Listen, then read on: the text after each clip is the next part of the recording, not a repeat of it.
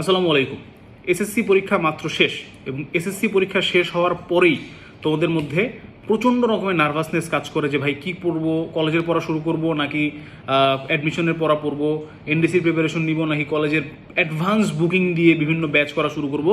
Simple কথা যদি আমি তোমাকে বলি, এসএসসি পরীক্ষার পরে তোমার উচিত শুধুমাত্র রিল্যাক্স করা, কারণ এত বড় ছুটি এরপরে জীবন আর কোথাও পাবা না। এইচএসসির পরে অ্যাডমিশনের জন্য জীবন তামাতামা হয়ে যায় ভাই।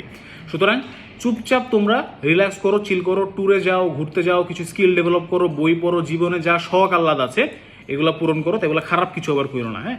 ভালো ভালো যত শখ আহ্লাদ আছে সেগুলো তোমরা পূরণ করো। তার পাশাপাশি জাস্ট বইয়ের সংস্পর্শে থাকো, keep in touch with the books. এই কথাটা আমি বারবার বলি।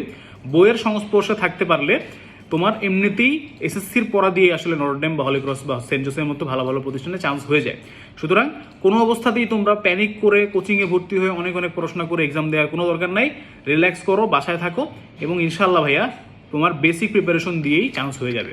সুতরাং একদমই এ ধরনের চিন্তাভাবনা করো না যে প্রচুর পড়তে হবে, প্রচুর কষ্ট করতে হবে। না, হ্যাঁ, প্র্যাকটিসের মতো থাকতে পারলে ভালো, পড়ালেখার সাথে থাকতে পারলে ভালো, বাট খুব বেশি প্যানিক করার একদমই দরকার নাই। তাই এসএসসি 25 তোমরা এখন একটু রিল্যাক্স করতে পারো। তোমাদের সবার জন্য শুভকামনা। ইনশাল্লাহ তোমাদের কলেজ অ্যাডমিশনের পরীক্ষাগুলো খুব ভালো হবে। আসসালামু আলাইকুম, আল্লাহ হাফেজ।